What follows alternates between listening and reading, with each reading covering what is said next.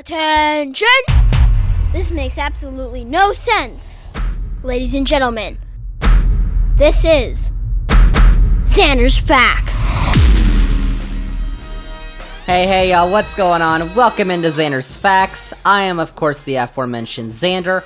And no, this is not a new episode of the Zander's Facts podcast. This week, So sad. we have got an all-new Zander's Facts Flashback. For the first part of August, Zander's taking a little vacation from the podcast, but we still got some Zander's Facts Flashbacks to churn out for you in case you're missing some important topics, like the one we're talking about this week, which I'm going to introduce in just a second. But before I do that, remember that if you liked the facts on all the previous Zander's Facts podcasts, and you think you're going to like the facts on this week's Zander's Facts podcast, remember to click the follow button on this podcast, this episode, the Zander's Facts Flashback. Remember to download this podcast, the Zander's Facts Flashback.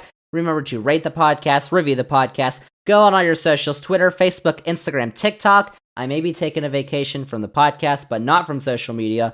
Zander's Facts, that's Zander with a Z. And most importantly, remember to tell all your friends, spread the facts! Zander's Facts Podcast. Listen to any of our past episodes, including last week, episode 72. I had our Zander's Facts soccer analyst, Emma Adams, on. We previewed the club soccer season. The Premier League begins this weekend on Friday. Oh my gosh. It is going to be good. You gotta watch it. And you may not understand, but you probably will if you listen to episode 72 and you hear our preview of all the top 5 leagues in Europe for soccer, including the Premier League. So you should go check that out. Spitting the truth. And you should also check out Zander's Weekend Facts, which is still coming out every Sunday morning, our newsletter on Substack, which is linked to this episode's description.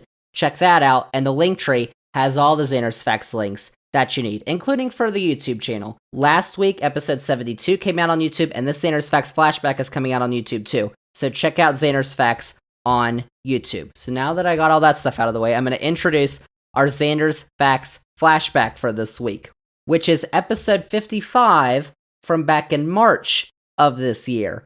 We are talking about Ukraine. We haven't talked about Ukraine in a while on this podcast, but the Russian invasion of Ukraine, the war, is still going on.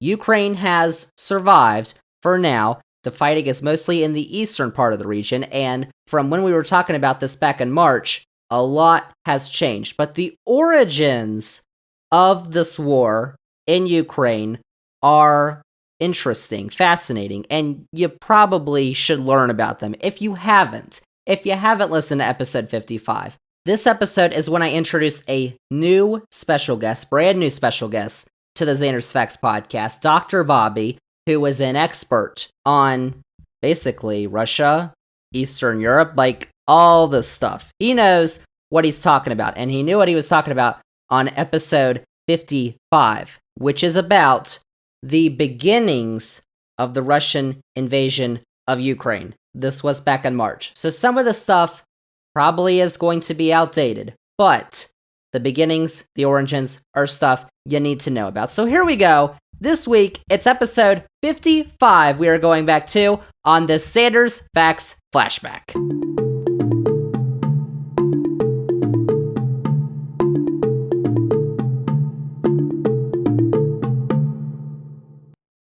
Zander's Facts. Zander's Facts Podcast, we are continuing on the podcast here on episode 55 with a brand new Zander's Facts guest. We have got Dr. Bobby. He is the director of the Russian program at Virginia Tech. Dr. Bobby, welcome to the podcast. Thanks, Zander. Good to be here. Well, the thing we're going to talk about is definitely not good. We've got some serious stuff to talk about going on over in Ukraine. As you all probably know by now, Russia has invaded Ukraine, and this is the things that we're seeing are sad, they're terrible, it's just awful. But I brought in Dr. Bobby to, basically describe what's going on over there because he can do it a lot better than I can. Duh. So first question I've got for you, Dr. Bobby, is basically just an overview. Why is Vladimir Putin, the president of Russia, invading Ukraine right now? Well, right now, I think he actually saw an opportunity. I think he considers the West, Western Europe, and the United States at a particularly weak point. And I think he also thought that time might have been running out as far as, expanding the Russian sphere of influence. And I think that is probably, as to the question why, that is probably why this is taking place, is, an expansion of the Russian sphere of influence. I know they're, throwing a lot of words around about, restoring the Russian Empire, restoring the Soviet Union and things like that. There is a bit of a 19th century mentality, actually even more of a colonialist, imperialist mentality going on here. But really, I think what it boils down to more than anything else is trying to expand the Russian sphere of influence, trying to regain, I think, what Putin and a lot of Russians think was lost with the fall of the Soviet Union in the early 1990s. Yeah, and you said Putin thought that the West was weak and probably wouldn't unify against him, but that has not been the case so far. I think he probably thought especially the U.S. was at a weak point with everything that's been going on, but that's not what has happened. They've been unified against Russia right now. Yeah, that's definitely true. And I think that was probably pretty surprising. Probably the most surprising in this sphere would be the very strong reaction of Germany, and probably to a lesser extent, France. The Nord Stream pipeline, it was almost immediately canceled, or at least, put on indefinite hold by Germany almost as soon as this started. And I think that was probably something that was a little bit unexpected. Unfortunately, it looks too like the Russian government has dug itself into a bit more of a hole here with this. On the one hand, they're very concerned to show a lot of strength. However, the more they do this, the more this becomes, more of an atrocity. It's difficult to see how it would be more of an atrocity than it already is. You're attacking a neighbor on completely false pretenses. The more this happens, the more this demonstration of strength tries to go, the more the West is going to be united against it. And probably the more likely it is that Putin and the Russian government are going to lose I wouldn't necessarily call it support, but at least the tacit support of China on this, and become further and further isolated.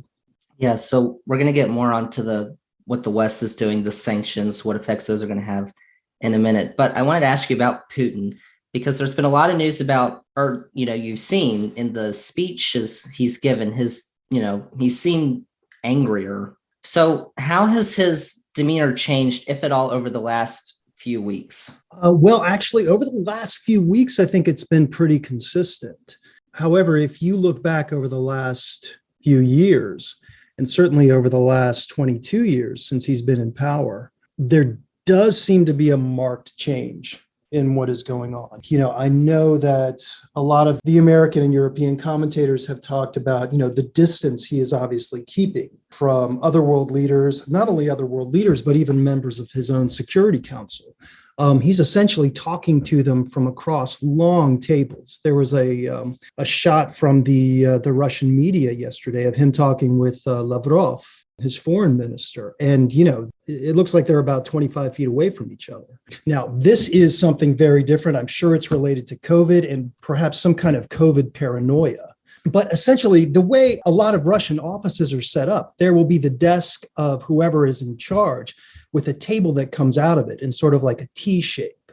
And this is how Putin used to conduct a lot of his meetings. That has definitely changed, and it does seem to reflect him being more of an isolated leader in this sense.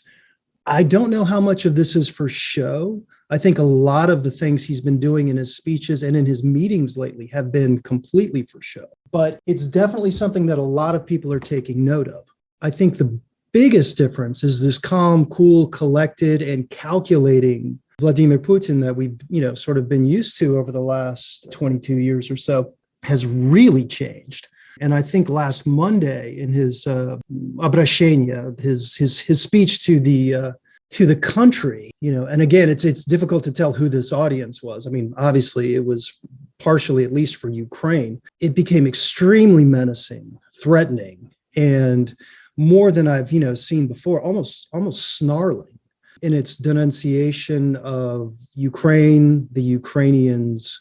At that point, it was obvious that the invasion was a done deal and it was going to commence within hours. That's just not something that we've really seen before. Yeah, and when he was making that speech, a big term that was thrown out that he said was denazify, which is obviously ridiculous because the president of Ukraine is Jewish and had family members who died in the Holocaust. So, what did he mean by that? Is he like trying to justify this war, or does it mean something else? Yeah, the word is extremely charged it's extremely charged anywhere, but especially in Russia.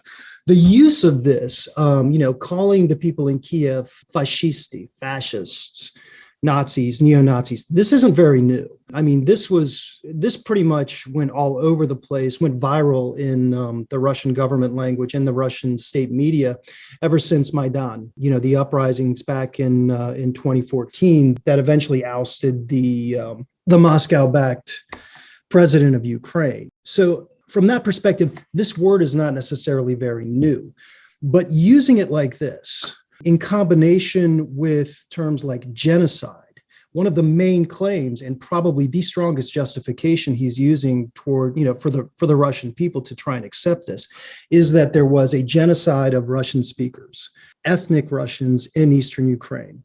This is also the reason for the recognition of the Donbass breakaway republic in Ukraine and the Lugansk breakaway republic, as actual countries.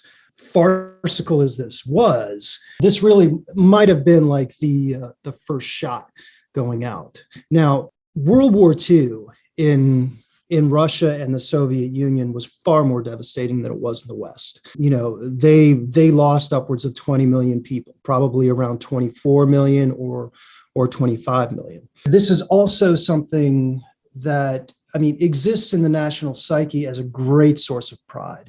It's almost natural that he would start describing the people that he is going to put forth as enemies as Nazis. We're getting this in the West too. It's certainly not just the Ukraine. He sees the Ukrainian regime as a puppet regime installed by fascists from the West as well. This also kind of ties into the description of NATO. The argument against NATO, and it's not an illegitimate argument, is that this expansion of NATO from the West to the East is supposed to be mirroring the attacks from Germany in the 20th century, and to a certain extent even the attack of Napoleon back in 1812, where Russia is threatened from the West by an expanding West. The term Nazi is guaranteed to get the Russians up in arms.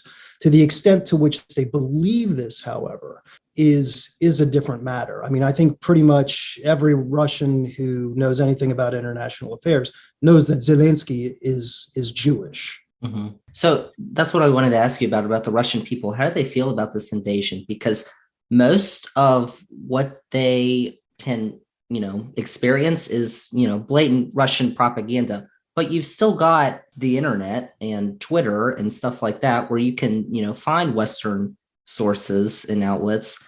But what is the overall mentality of the Russian people towards this invasion? This is a little bit hard to tell. The demonstrations we've seen up to this point have been pretty strong. Russian state media is towing the line. Looking at it this morning, though, there seem to be maybe a couple of different cracks coming in, as if they're not necessarily even believing their own reporting. As you probably know, they are not allowed to use the word war to describe what's going on here. You can use it in different contexts and things like that, but you cannot use it to describe what's happening in the Ukraine. It is a special operation. You cannot use the word vторжение, invasion. This is something that is just completely taboo at this point, despite the fact that pretty much everybody knows what it is. However, the state media is concentrating, I wouldn't say completely, but almost completely on what is happening in the eastern Ukraine. They are trying to focus on supposed atrocities committed by Ukrainian forces in Donetsk and Lugansk, to the exclusion of just about everything else. Kyiv is barely being mentioned.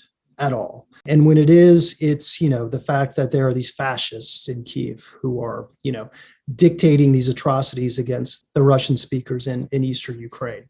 This is being put forth as the justification. To the extent that people believe this, I've got to think that faith in this is deteriorating, probably rapidly, given the extent to which we've seen the protests, as well as the things that the independent media is reporting in Russia. Honestly, the way things are going right now, I think the clock is ticking on Dozhd, the independent television network, and Novaya Gazeta, another independent media outlet and newspaper.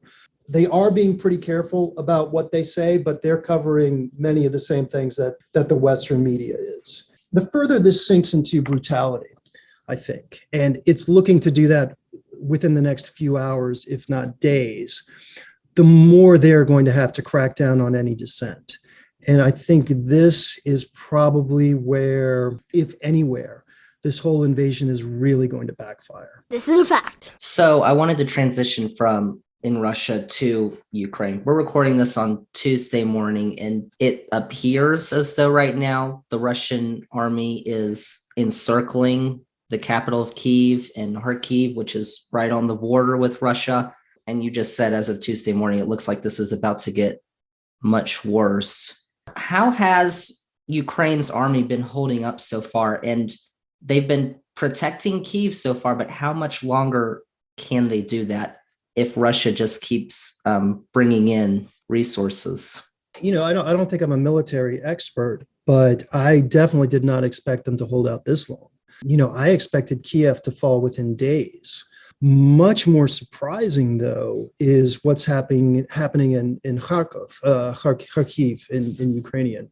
This was something that I really would have expected to fall within the first day or two, given its proximity to Russia, given how close Russian artillery already was to it.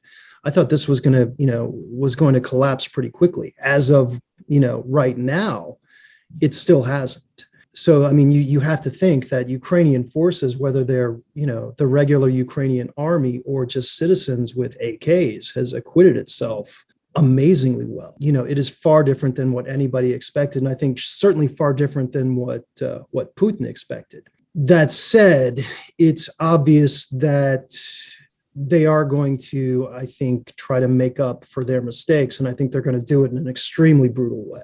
We saw this missile attack on a government building in Kharkiv.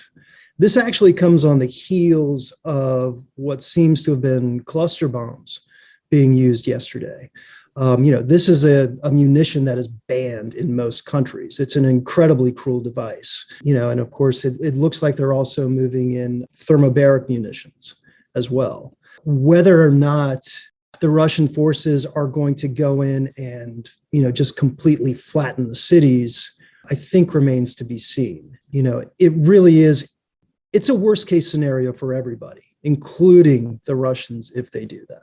If it happens, I don't really see them, holding out for more than a week. Now, the cities fall, the government falls if they're to arrest Zelensky. I don't see this ending by any means. The Ukrainians have a history of partisan warfare, and I would expect it to continue, at least resistance in some form of varying strengths for quite some time.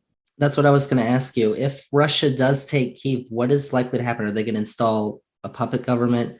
And how are the Ukrainian people going to respond to that? Oh, yeah, there's no doubt about that. They would certainly install a puppet government. They definitely want to go back to the pre-2014 status quo as far as Ukraine goes. I would expect, at least I would have earlier expected there to be a Ukrainian government in exile set up. But it's obvious at this point that there is going to be a very strong Ukrainian resistance. There's really no doubt about it. One of the things which I think surprised a lot of Western observers, as well as, the Russian authorities, which actually should not have come as much of a surprise, is the motivation that the Ukrainians feel as far as defending their country. It is worth pointing out that they are not strangers to Russian aggression. They're actually not strangers to genocidal acts against them coming obviously from Nazi Germany in the 1940s, but from Moscow. One of the things that isn't really being mentioned too much in the media is the Holodomor, the engineered famine of 1932 and 1933, where around 4 million Ukrainians died, basically were starved to death, by Stalinist Moscow as a way to finally crush any Ukrainian nationalism and Ukrainian resistance to Soviet power. We don't see anything on that scale, yet. And I don't think it's going to quite, hit that extent. But, the Ukrainians have not forgotten this, even if the Russians have. So we talked about how the West has united behind Ukraine, and they have sanctioned Russia. They've sanctioned their economy. They've sanctioned Putin personally. And, that's caused the Russian economy to crash. The stock market has gone way down. The ruble has crashed. So what effect are these sanctions from the US and the UK and European Union, those countries, are they going to have on the Russian economy now and potentially later? Well, the bigger effects are going to be felt later.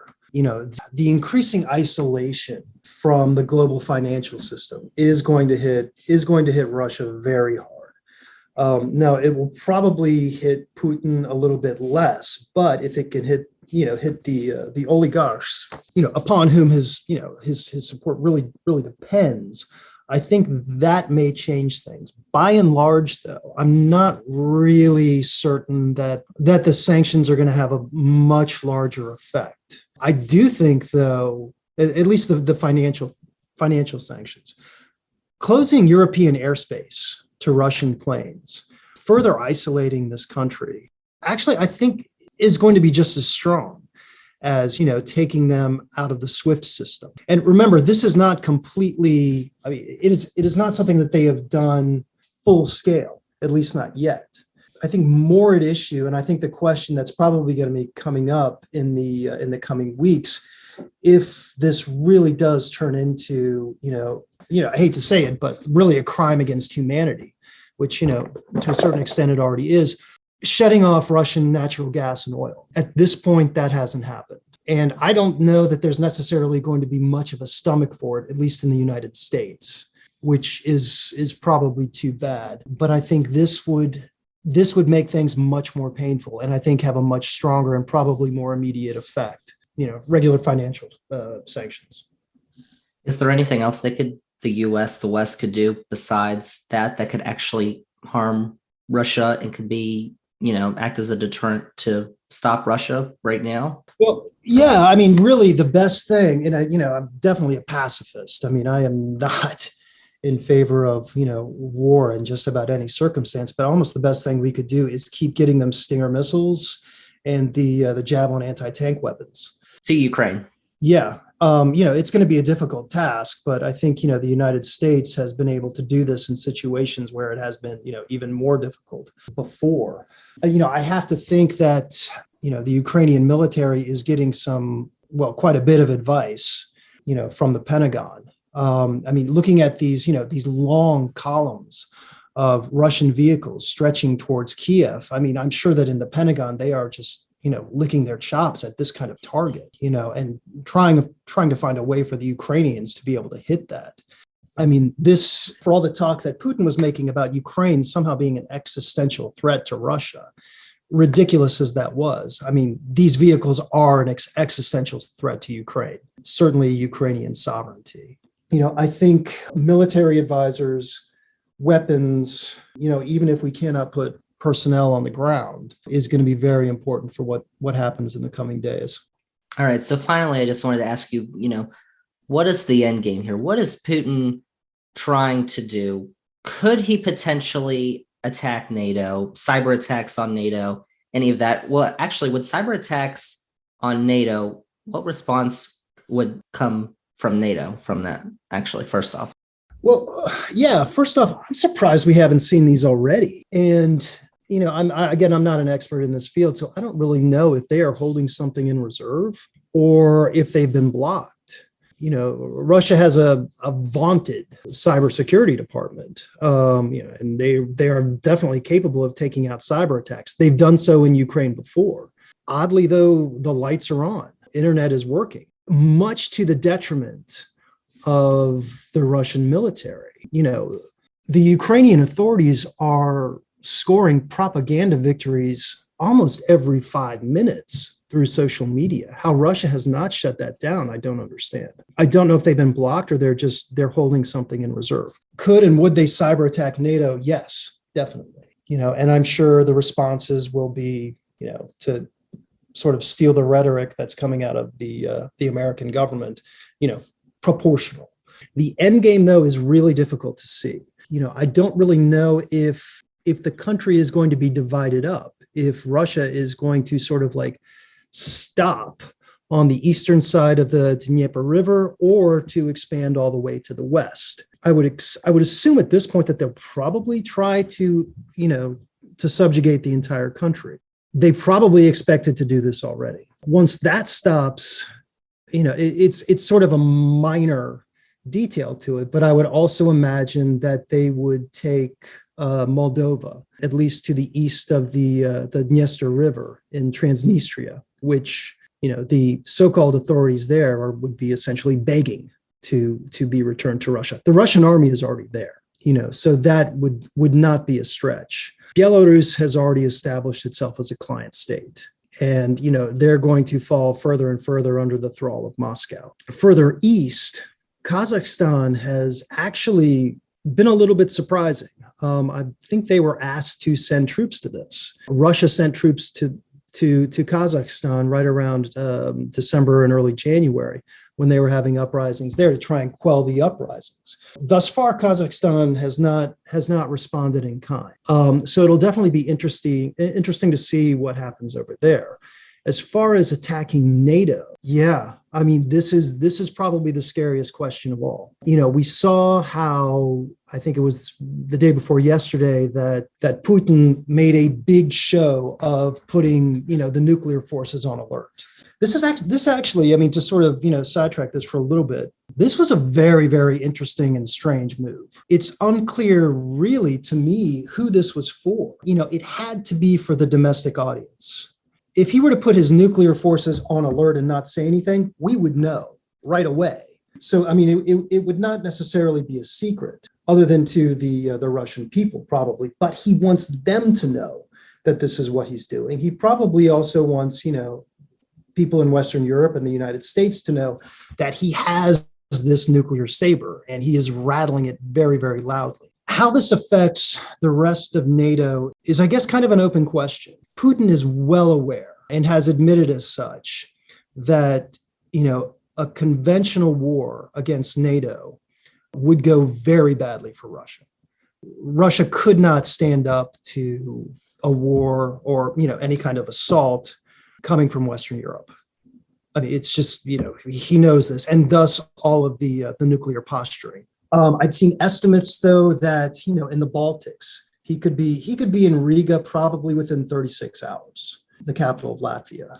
Vilnius, the capital of Ukraine, probably much sooner. It's capital of Lithuania. I'm sorry, Lithuania. Probably much sooner. It's actually much closer to the borders than either Tallinn in Estonia or Riga in Latvia. There are sizable Russian populations there. It would be easy for him to transfer the excuse that he's been using to invade Ukraine over to the Baltic states. It would be very easy, especially in a town like Narva, which is, you can literally see Russia from Narva. It is right across the river, and it is filled with Russian speakers. Whether or not this would happen, I have to doubt it. That would be World War III. Uh-oh. And that really would be the worst case scenario. Yeah, because Putin knows, because if he attacked, or troops came into the Baltics, or, if he takes Ukraine, Poland is right there too. If he did that, Article 5 of NATO would be triggered, and it wouldn't just be Western Europe, it would be the United States too. Mm-hmm. Well, that's why I mentioned Moldova too. Moldova is not part of NATO. Not that he would necessarily have to invade all of Moldova, but Transnistria right there, once Ukraine falls, Transnistria would be returned to the Ukraine. I mean, that is like the first move that I see happening. An invasion of Poland, I really don't think is in the cards, at least not within the foreseeable future. But then again, a month ago, I told a friend of mine that I just don't see Russia invading. I mean, it was really, I think, about maybe 2 or 3 weeks ago that, it looked like this was inevitable. And as the rhetoric, really amped up, it became a near certainty. Speaking of this rhetoric too, there's another point, at least in the Russian media, that has really kind of been disturbing lately, at least as far as, the conduct of the war goes. They are concentrating, as I said before, mostly on what's happening in the East. They're using words like освобождение, liberation, that they are liberating these towns and these cities and these people from, a tyrannical Ukrainian regime. We talked about Nazis before. This is the same vocabulary that they were using as the Soviet army was marching west towards Berlin, liberating places that used to be under the Nazi thumb.